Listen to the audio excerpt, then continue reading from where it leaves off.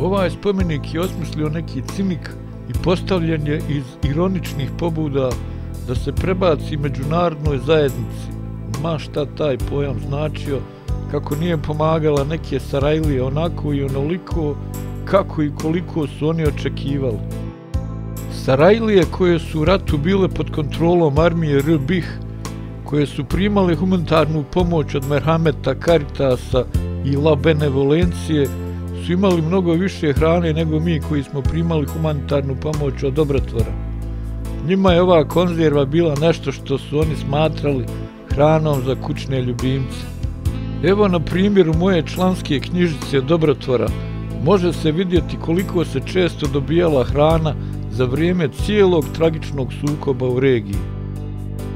Ovaj spomenik bi dobio na ozbiljnosti kada bi u potpisu pisalo Srbi iz Sarajeva, jer zahvaljujući ovoj i sličnim pomoćima iz međunarodne zajednice nisam morao da promijenim svoju gnostičku vjeru za večeru.